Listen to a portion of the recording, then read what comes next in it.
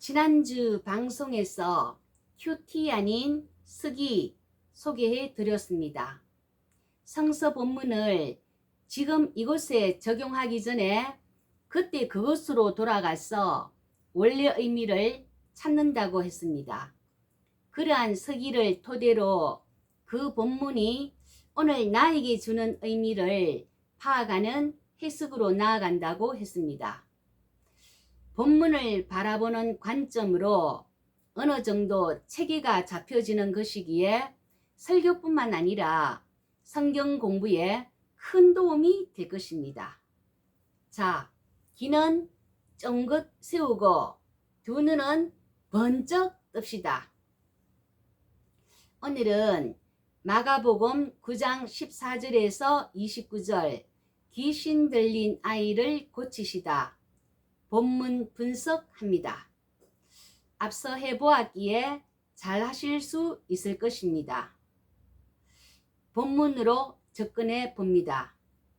마가복음은 복음서 중 가장 먼저 기록되었고 전체 16장으로 짧습니다.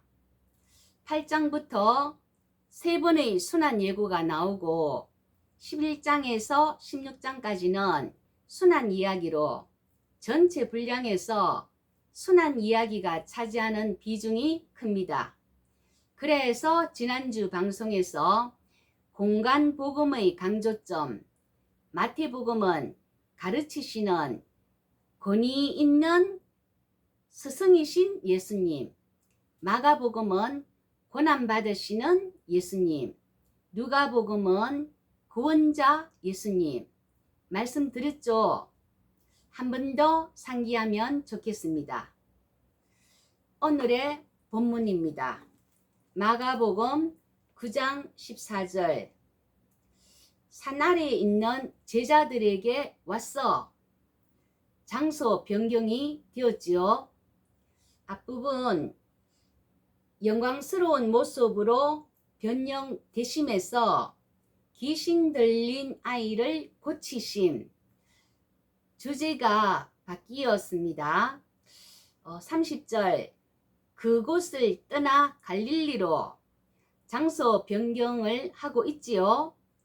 그래서 14절에서 29절까지 하나의 단락으로 확정합니다.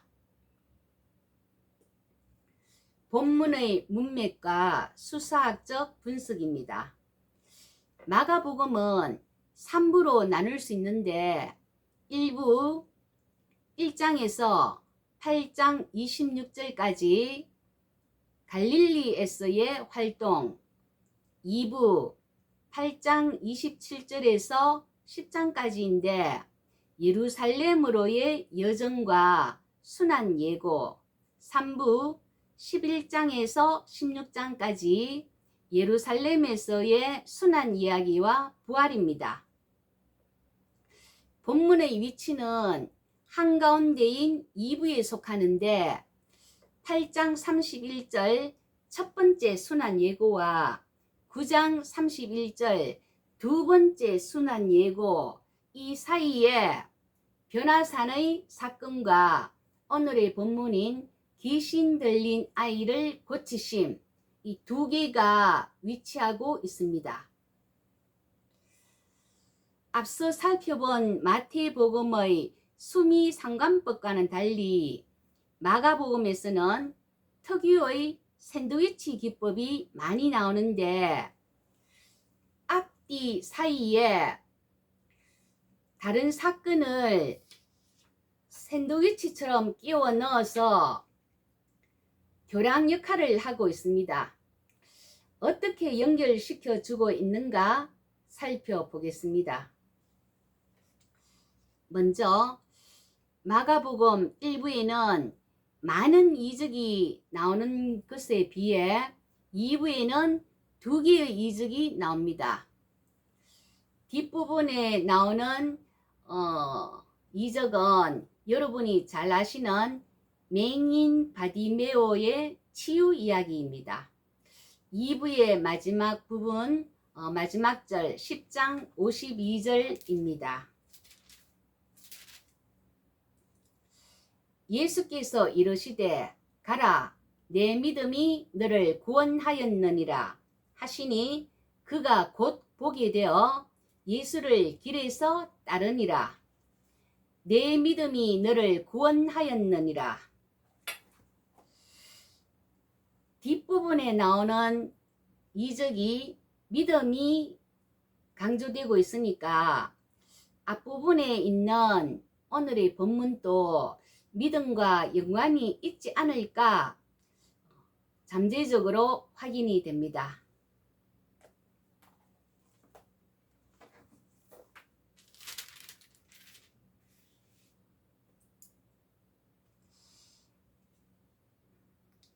영광의 변화산과 죽음을 예고하는 순환, 이 사이에 오늘의 본문, 이 본문도 양끝과 어떤 연관이 있지 않을까 생각해야 합니다.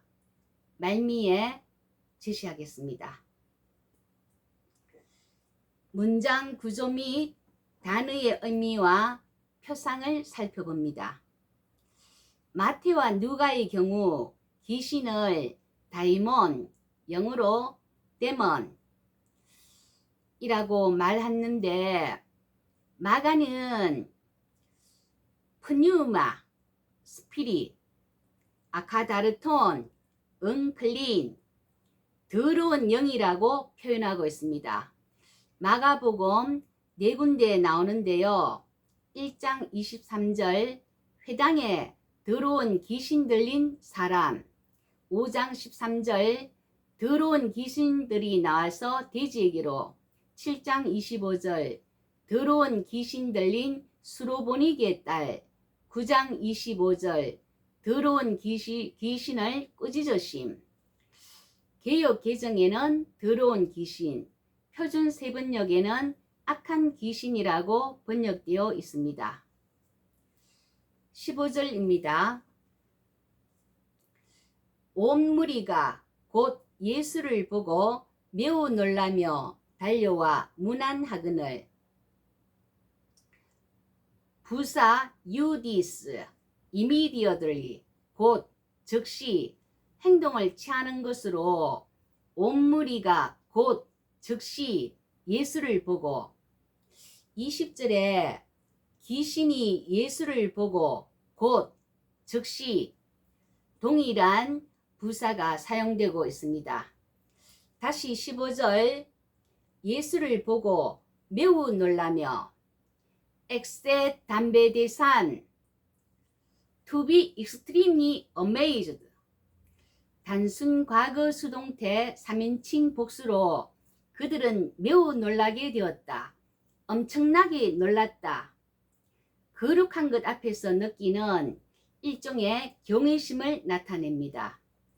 마가복음 16장 5절에 예수님 무덤을 찾은 여인들이 무덤에 흰옷 입은 청년이 앉은 것을 보고 심히 놀랐다.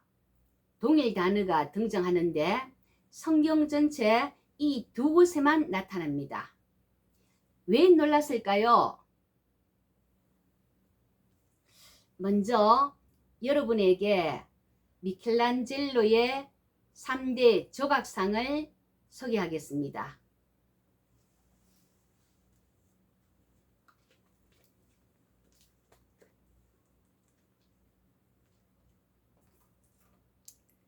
모세상입니다. 옆구리에 십계명 판이 들려 있고 머리에 2개의 뿔을 조각하였습니다. 그런데 모세상의 왼뿔, 출애굽기 34장 29절에 모세는 자기가 여호와와 말하였으므로 말미암아 얼굴 피부에 광채가 나나 깨닫지 못하였더라.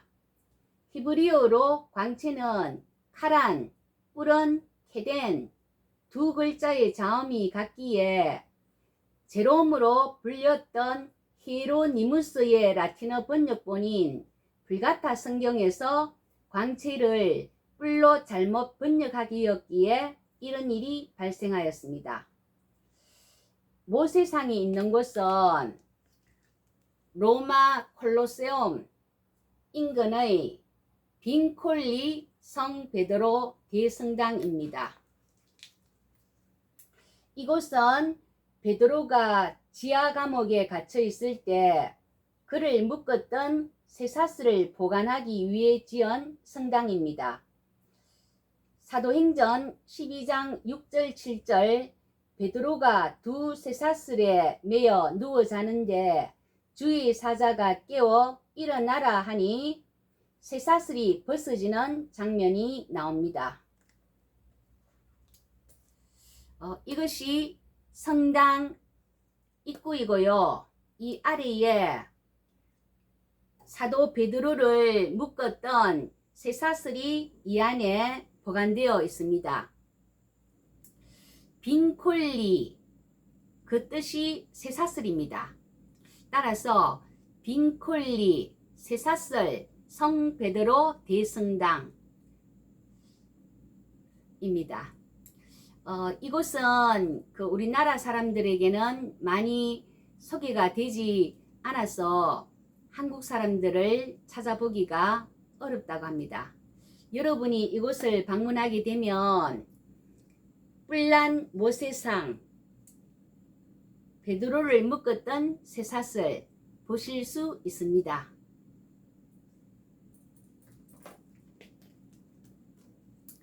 잠시 소개해 드리자면 이 책은 제가 1997년 7월에 유럽 각 나라 유명지 여행을 형부의 통 큰 전액 후원으로 엄마와 형부, 언니, 조카들과 방문하면서 구입한 책입니다.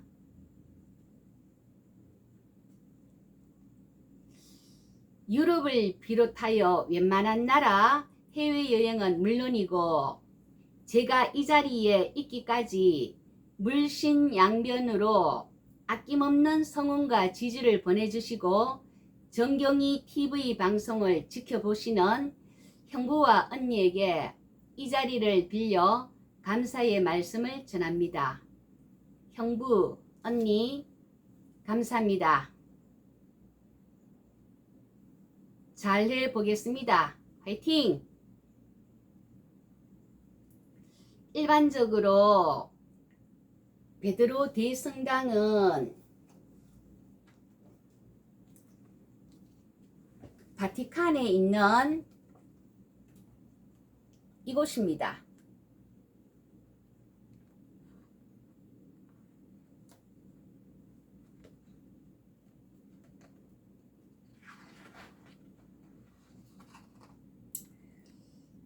성 베드로 광장입니다.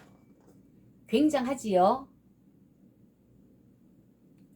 수요일에는 교황이 일반인들을 알련하고 주일에는 창문을 통하여 신자들을 축복한다고 합니다.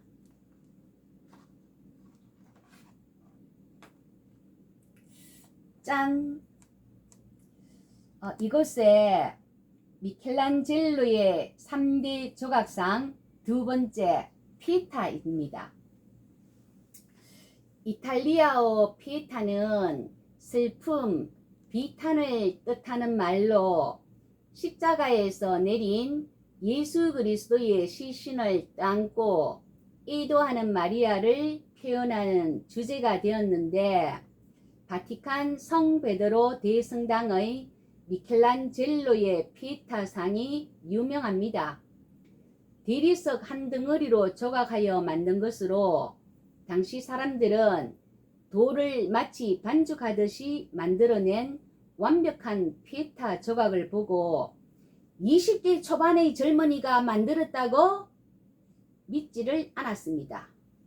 억울했던 미켈란젤로가 성모 마리아의 어깨띠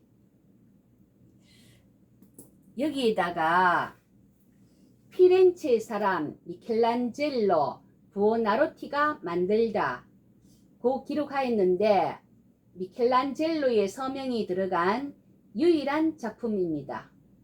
훗날 후회했다고 합니다. 전지전능하신 하나님도 사람을 만드시고 사람의 몸에 서명을 하지 않으셨는데 인간인 내가 예수와 마리아에게 서명을 했다니 반성하며 다시는 작품에 서명을 하지 않았다고 합니다. 한번 감상하시죠. 우리는 옆면을 정면으로 생각하지만 하나님은 위에서 내려다 보십니다. 그러면 마리아의 머리가 보이고 예수님이 모든 시각의 중심이 됩니다. 작품의 주인공은 예수님입니다. 위에서 내려다보면 평온하신 예수님 얼굴을 볼 수 있습니다.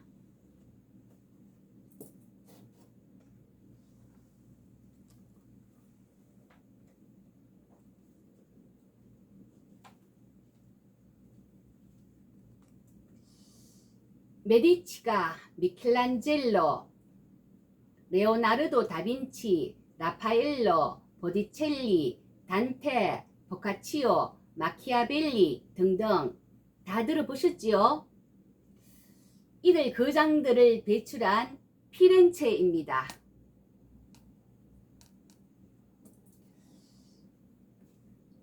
도심의 역사지구는 유네스코 세계문화유산입니다.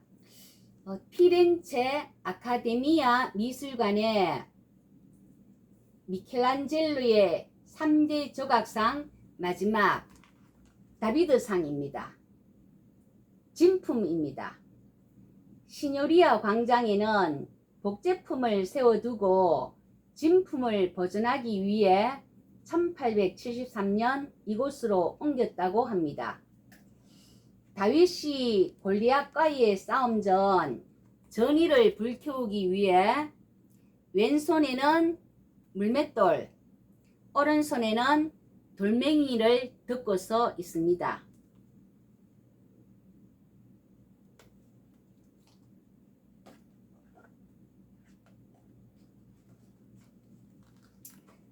시뇨리아 광장인데요. 여기는 분수대고 이 건물 아래에 석상이 있는데 이곳에 복제품인 다비드상이 있습니다.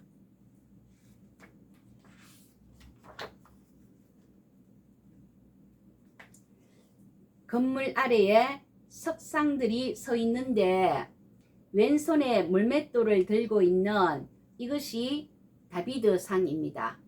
여러분이 이런 사실을 모르고 이곳을 방문하게 된다면 이것이 미켈란젤로의 다비드상이구나 하고 반가워할 것입니다. 진품은 따로 있습니다.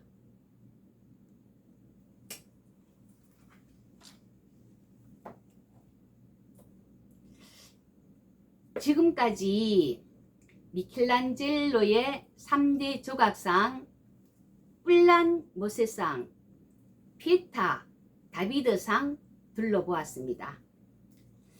다시 앞쪽으로 돌아와서 시내산에서 내려온 모세의 얼굴이 광채가 나듯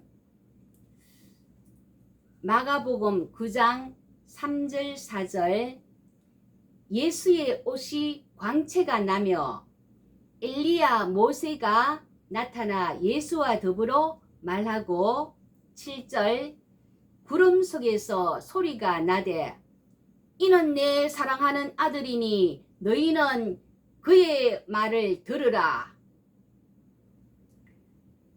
예수님의 아우라가 느껴지십니까? 그 현장과 맞닥뜨린다면 심히 놀라겠지요. 성경에 2번 나온다고 했는 그 심히 놀람. 그러고 나면 절대 흔들리지 않는 굳건한 믿음을 갖게 될 것입니다.